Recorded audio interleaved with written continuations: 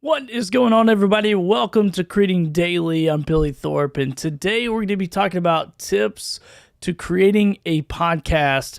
Now, this is all just strategies that I've used over the last several years as I've created, launched, and built podcasts, sold a podcast, and worked on a lot of really fun projects. So if you're joining me, wherever you're joining me from, be sure to say hello in the chat.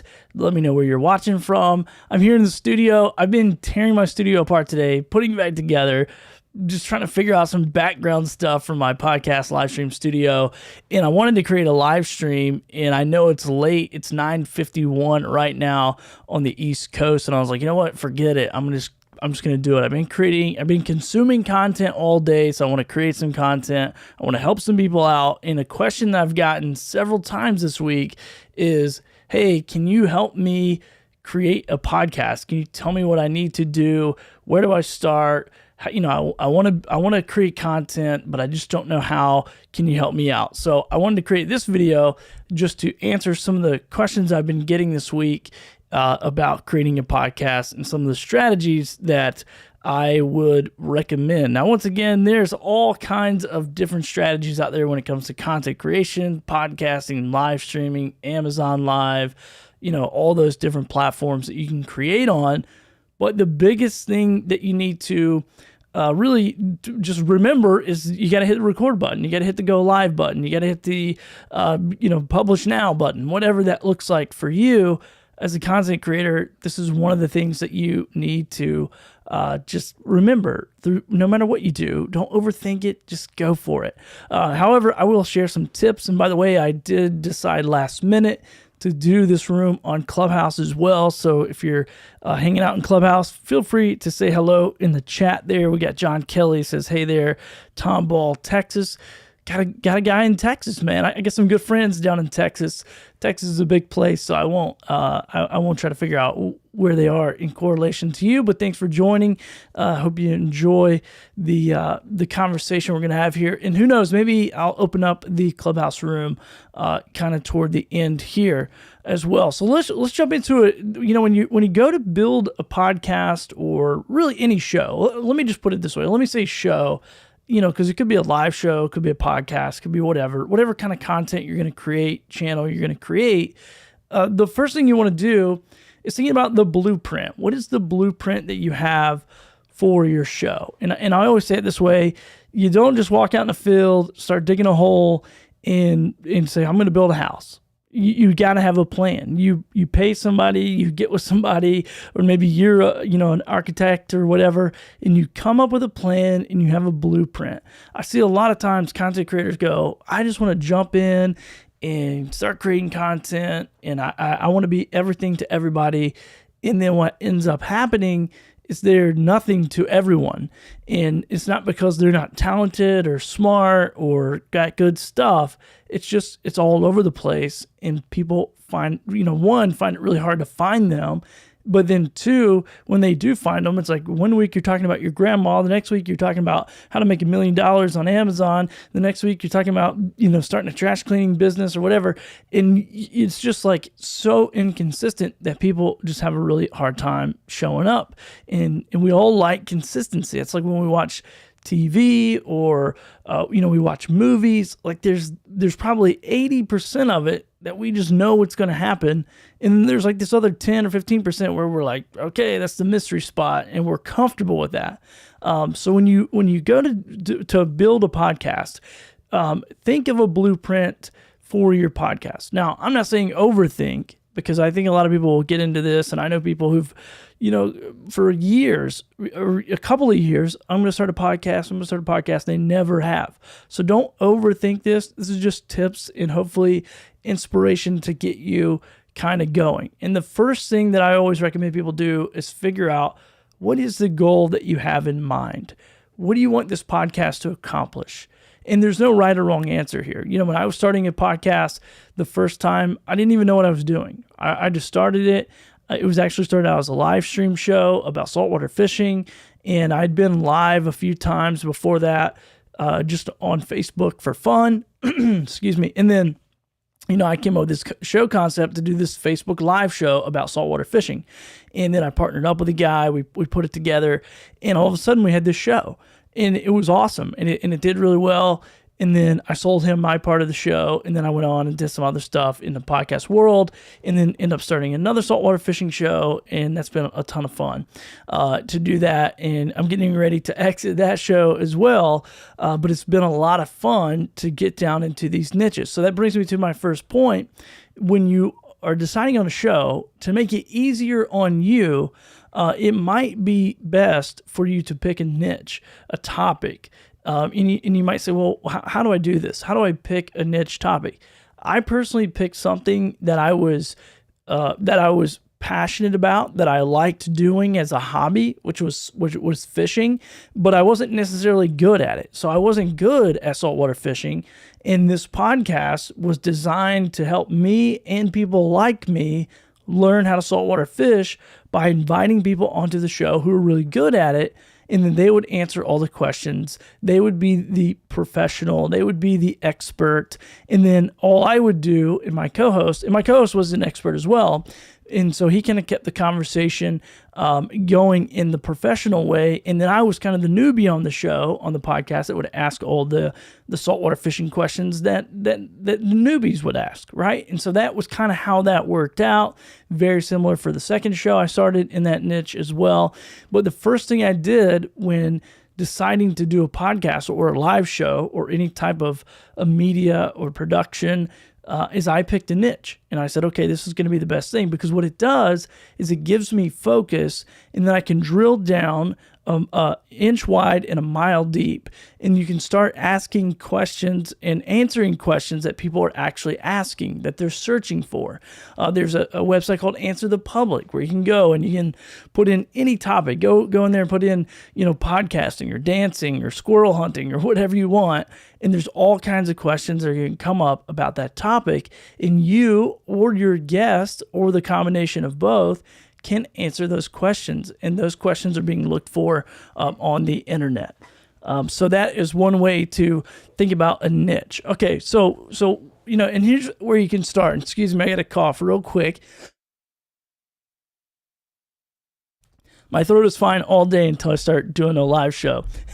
So, and by the way, if you're just joining me on the live show, this is Creating Daily. This is my podcast that I started. I was doing a daily show. I stopped doing the daily show, started focusing hardcore on Amazon Live, but I'm creating more content for this platform. So I'm currently going live on a lot of different platforms at this very moment, including Clubhouse. So feel free to jump into the chat and say hello there. I see my friend Lalo just jumped in.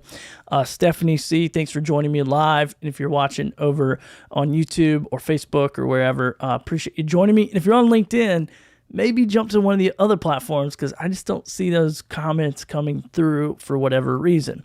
Okay, so when you're picking a niche, here are a couple of different ways to do it. You could go with the topic that you know and love, that you can talk about. You can do what I did and go with the topic that you're interested in, but you don't know that much about, but you can bring people on who do.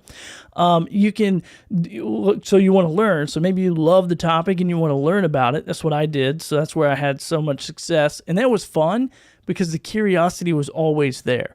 The curiosity of, how do I catch a fish in the saltwater? How do I, bait a hook? How do I, because I was used to freshwater fishing, not saltwater fishing. And so this was the curiosity for me was always pretty fresh, and it was there all the time. So it wasn't me trying to dig into my own brain and figure out what I'm going to teach, but it was digging into my own brain to figure out what I wanted to learn. Then when you dive into a niche, not only the broad topic, but figure out who it is that you really want to target. Now, this is the thing that we did on our show, this last show that I'm a part of, that I'm getting ready to not be a part of here in a couple of months, was we decided that we wanted to talk to the person who saltwater fishes on the coast of North Carolina only. And that person was interested in saltwater fishing on the coast of North Carolina. So we didn't think about Louisiana or Florida or New York. Now we have people from those different states that listen to the show, but we weren't targeting them. We wanted to target people who were listening in North Carolina, that went to North Carolina tackle shops, that did business in North Carolina, and that's all we focused on, is this North Carolina fishing community. And by doing that, we niched down even to the type of person that we wanted to listen to our show, which was people who were, probably beginner, intermediate, and maybe even some, professionals that just wanted to be a part of that community. So figure out, where do they hang out? What kind of coffee do they drink? What are they really passionate about? And how can you serve them? How can you serve that niche? And then how can you dive deep one more level and figure out, how do I serve the person within that niche? Now, this next thing is something that you might not be able to answer up front. I wasn't able to answer this up front when I started podcasting, but what was my overall goal? Like, what is my mission with this thing? Is it to share my message? Is it to inspire people? Is it to entertain people? Is it to build a network? Is it to promote a product? Maybe you have a course. Maybe you have a physical product. Maybe you own a brand. Is it just to hang out with friends, meet new people? Is it to make money? Like, what is the goal for your podcast? Because when you can define that goal, you're going to be able to hit that goal, right? It's the same thing as, what is the type of content? It's like, what is the goal that I want to hit? Is there, 1 or 2 or 3 goals? Write those goals down, and that way you can go back to those goals and go, okay, how am I moving the needle to get closer and closer to that goal? So who is your perfect audience member? Once again, think about that. Who's going to be the perfect audience member? Who can I create content for? This is one thing that I kind of get maybe a little soapboxy about, and I'll try not to do that tonight, is I hear people all the time, like, I just want to create content for everybody. And it's just not possible. Not everybody is going to listen to your show or watch your YouTube or watch your live stream or watch your content. Not everyone is going to do that. So you got to figure out who it is that you want to attract so you can start making content for them. And I believe, for me, that is the quickest way that we've seen growth as far as our audience growth, was to really hone those things in and figure that out. So think about that. And then another thing about niches, if you're having trouble with it, think about, and if you're thinking, well, is this a large enough niche? Because that's a thing to be concerned about, I believe. Is this a large enough niche? Is there enough people in this? Can I grow a big enough audience to do the things I want to do, or whatever?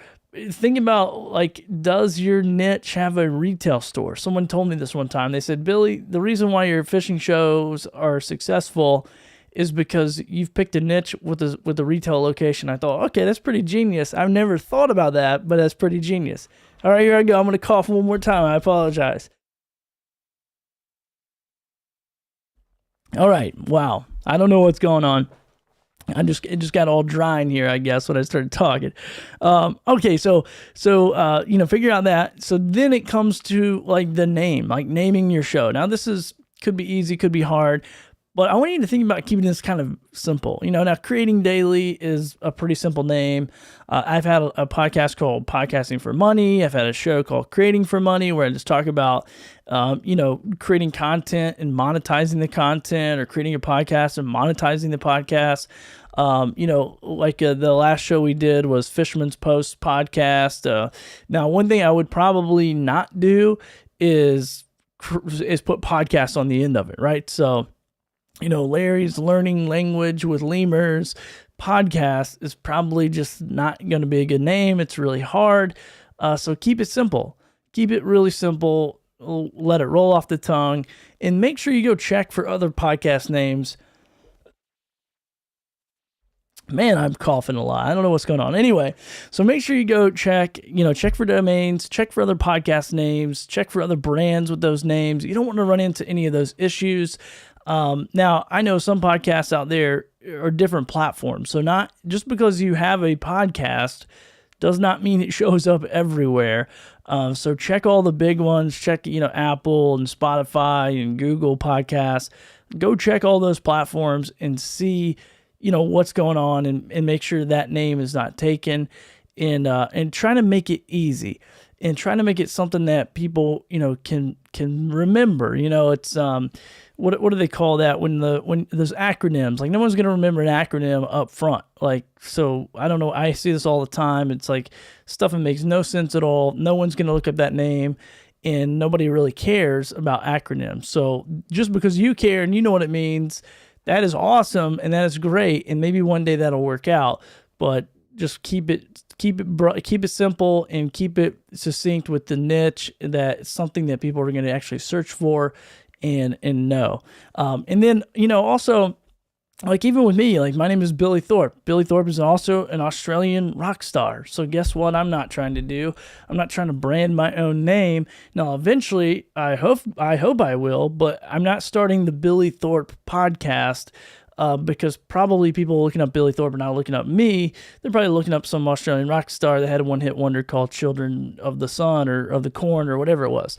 So keep that in mind too. Just because you can start your name, whatever FM, doesn't mean that people are actually going to be looking that up and they're going to find your content and know what you're talking about. Now, if you have an audience, if you've already, you got a TikTok following, Instagram, YouTube, whatever, and then you can announce to those people, hey, I'm going to start this podcast. It's called, Billy Thorpe Thinks or whatever.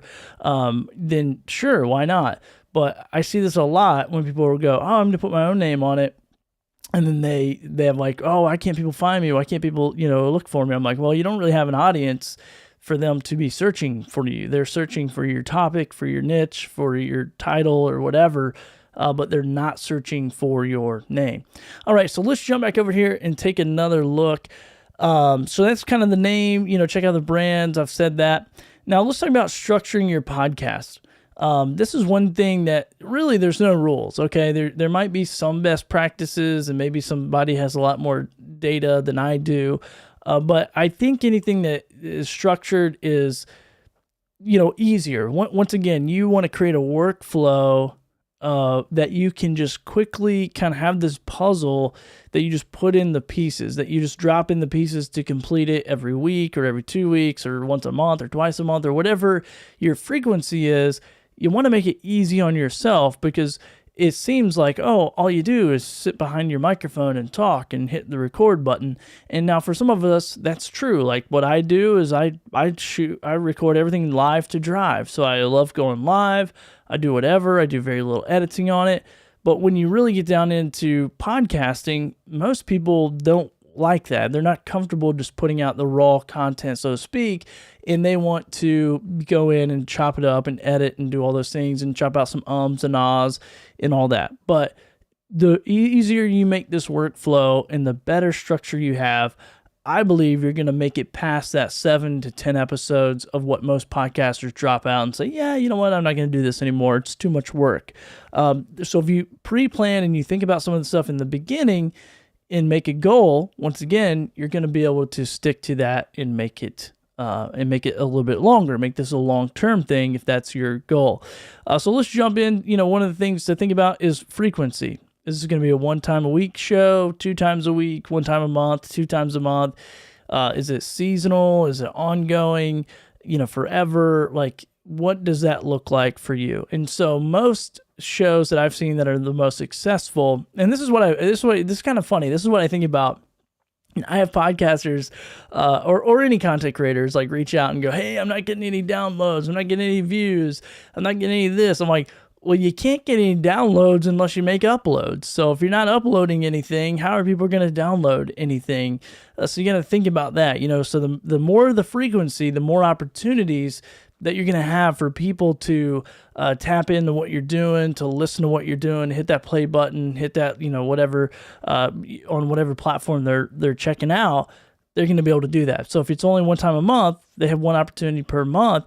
And we all know how fast the internet works. It's like, dude, everything's so fast. I forget Netflix shows that they've spent millions of dollars potentially creating, and I forget about those shows. And I even go home like, oh man, if I didn't put it on my, watch list or whatever on Netflix or Hulu, I forget about it. So imagine only making a show one time per month. So what do I personally do when it comes to podcasting?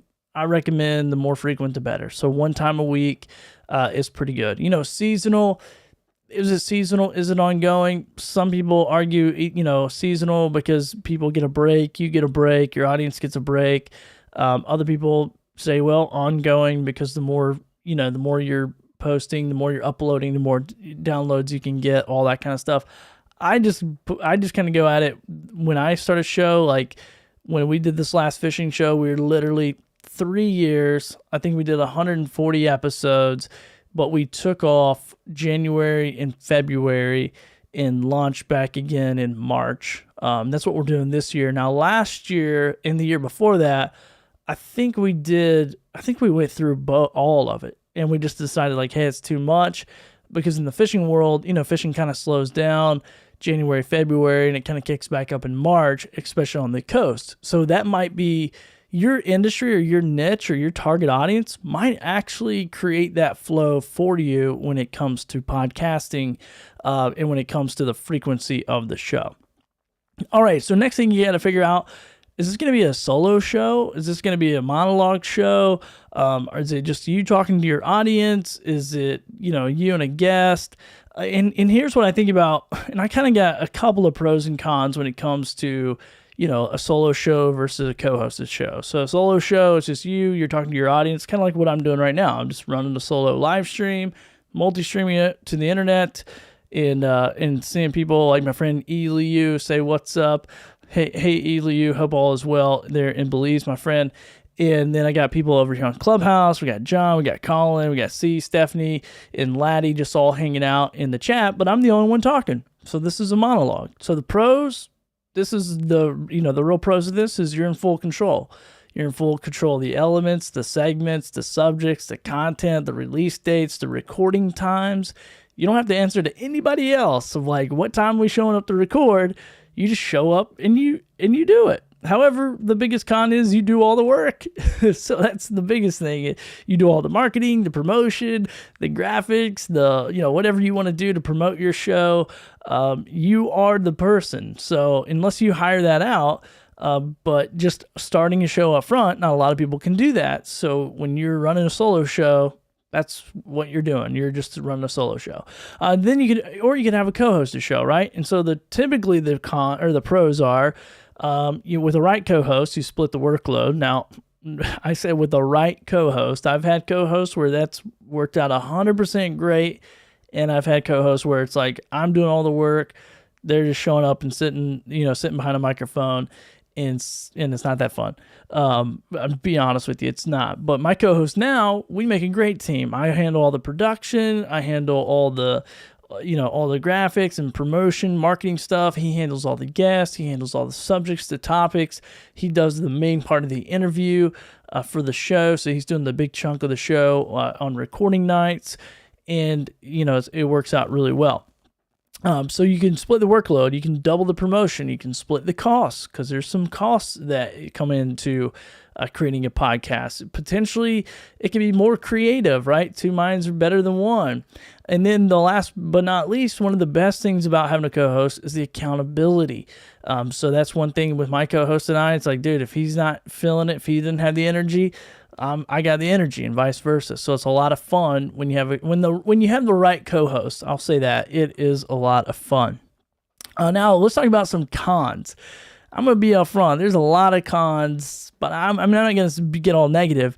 But having a co-host is like having a business partner having a spouse without the sex is, you got to be upfront. You got to be just brutally honest. And most people start shows with people they're friends with. And I'm just saying, be upfront about the expectations, about all the expectations, even the expectations you don't expect. Just make them up and be upfront about them. Put them in a contract, put them in an agreement, because you might lose a friend. And unfortunately, I feel like I lost a friend during a podcast split because we just didn't do the upfront work and we didn't know what we were getting into. And so do you split everything? Is this like you own the show and your partner's 20%? Like, what happens if you make money? What happens if, I don't know, NPR calls you and wants to syndicate your show on their network? Like, what happens to all this stuff? You and your co-host, what amount of time are you going to commit to this project, right? Are you in it for 6 months, a year, 2 years, 3 years? Like, what is the time commitment for you and your co-host? I recommend you figure all this stuff out. And then last but not least here is the scheduling issues. What I did to overcome this, and my co-host and I, we just said, hey, it's, I can't remember what it was when we were doing it, but when we were just doing one show, because we ended up starting doing 2 shows and doing membership content and all the stuff. But the one show was like, hey, on Wednesday nights, every Wednesday, we're recording at least 2 episodes if possible. If we can get guests for 2 episodes, it's 2 episodes every Wednesday. And we did that for like 2 or 3 Wednesdays out of the month, so we can knock a month of shows out in, a couple of recording times. So anyway, that's a whole nother episode, is a whole nother conversation. Another format you could consider is like a roundtable format. Maybe it's you and a co-host and a couple of guests or another guest. It typically needs 1 to 2 people. And I've seen people just say like, oh, we're all co-hosts and we got 4 people on the show. Typically it's going to take 1 or 2 leaders to really make this happen. And I've seen some amazing partnerships where it's like, you got a couple of main co-hosts, you got a producer that kind of chimes in a little bit, and maybe you got even a camera guy who's also kind of camera guy producer who kind of chimes in from time to time. But really the focus is on those 2 main co-hosts. So once again, it just depends, and it's really fun to brainstorm 3 to 4 ways, but that can get a little complicated as well. So anyway, unless you have a great working relationship and everyone is super self-aware, I probably just nix that one. Then another thing is like interview style. So a lot of people are like, okay, if I start a podcast, I have to do an interview. I disagree with this 100%. I don't think it is. I think it's more, you can do a podcast just like what I'm doing right now. So this is going to be a podcast. It's live on a bunch of channels. So it's going to be in video form as well. But you can run solo shows, or you can do an interview style. And so the beauty of interview is this is a great way to build your audience. It's a great way to meet new people. I met some of the most amazing people sitting across the table that I would never, ever in a million years get to meet ever again. One of the guests I am proud to have interviewed is the Cripple Threat off of America's Got Talent. He came in 3rd place. I thought it was so cool.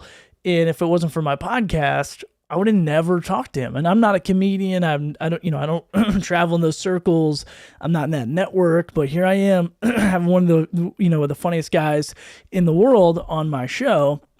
And it was a ton of fun. So that is, a lot of fun to have those guests, potential guest opportunities, networking opportunities. Maybe you want to do a project for a business, or maybe you want to do a deal with a company.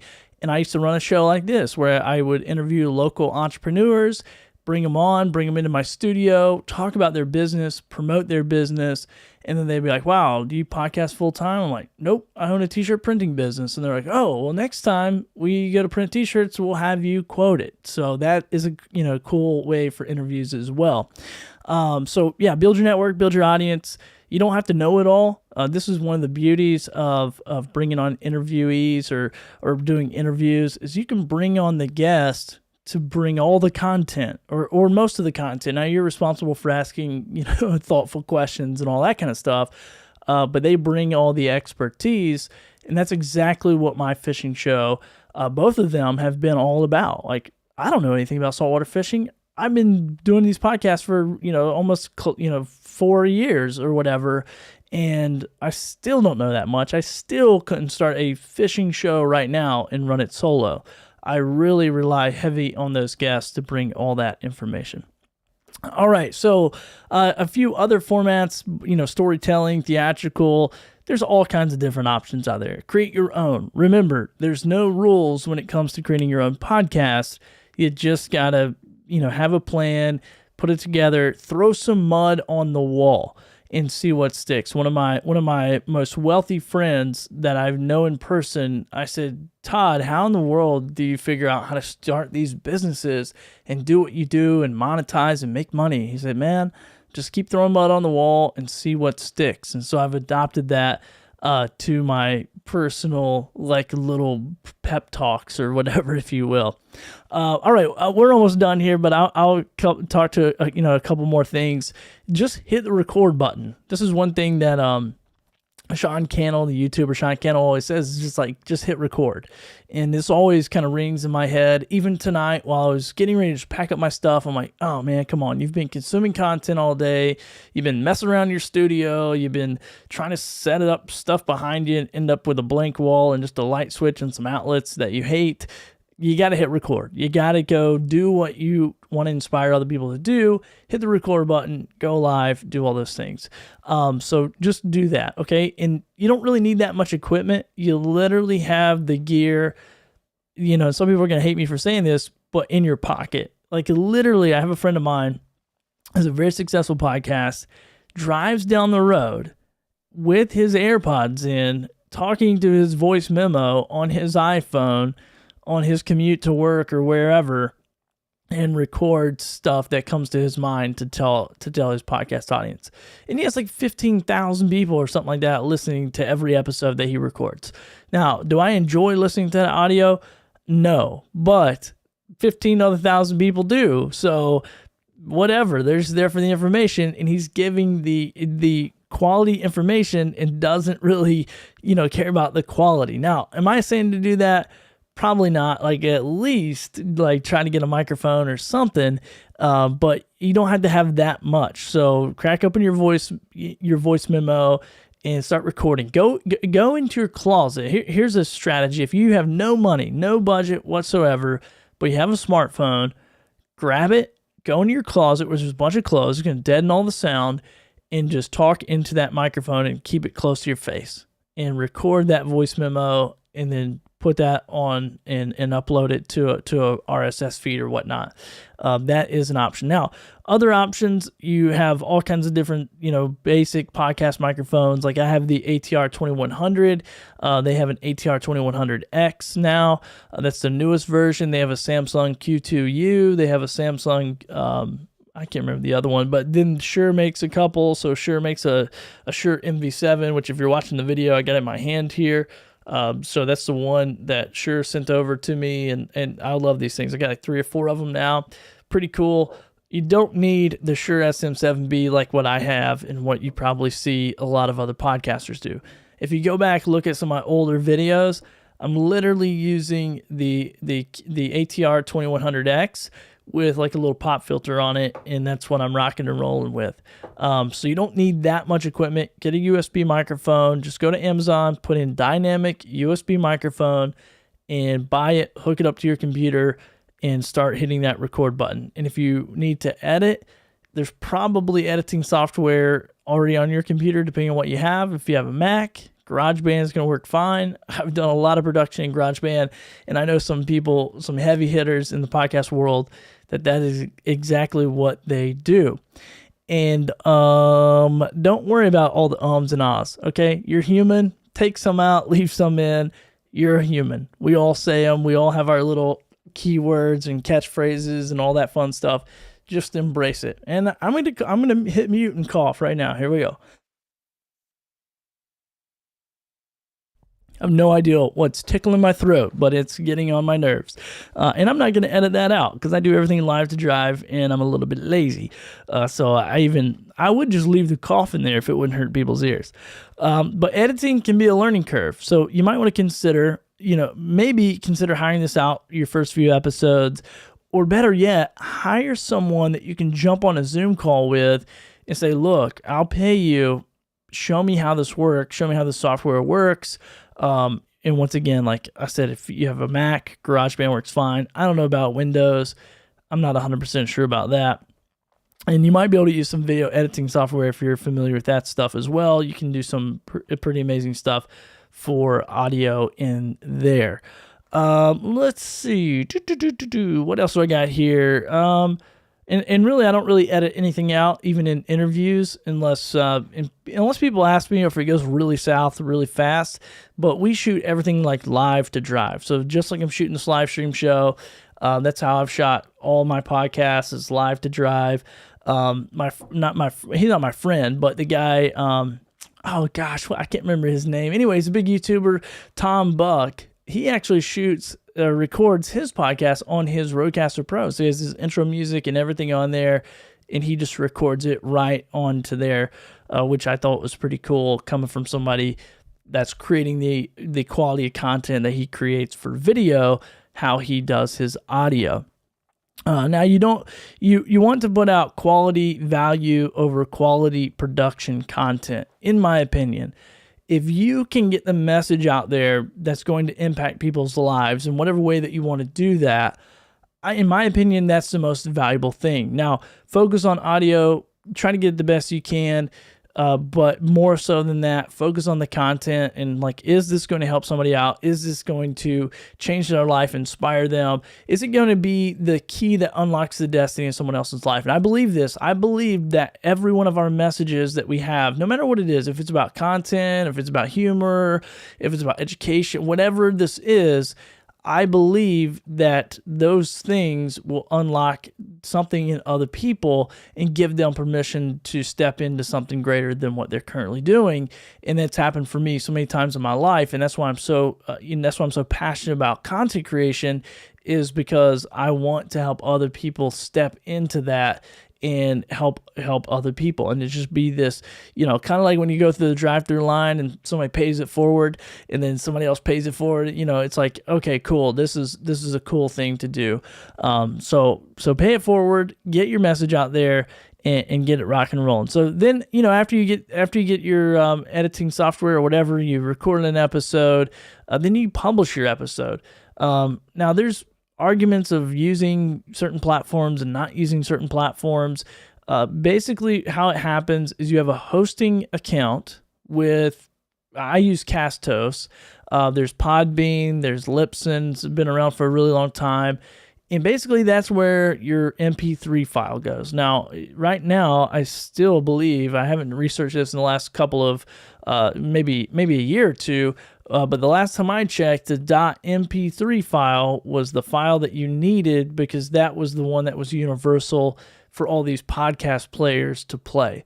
So think about it this way: your MP3 file lives on a hosting platform like Spotify, or like a Podbean or Castos, and then these podcast players, I'm trying to get this in my brain the right way, like Apple, Spotify, Google, Amazon, to name a few, Stitcher, they all kind of come by at certain times of the day and they pick up these new episodes or these new files and syndicate them out to their platforms. So you may have to pay a hosting fee, which, well, I'm sure you will. I don't know of any free ones, but a hosting fee to host that MP3 file on, and then you take that RSS URL and you submit it to all those other platforms. Now, whatever hosting company you have may do that for you, or may be able to help you do that. I know when I was doing it, whatever platform I was using, I had to go manually create all those, but that was like several years ago. So now it's probably changed. Everything's super easy, click a button, that kind of thing.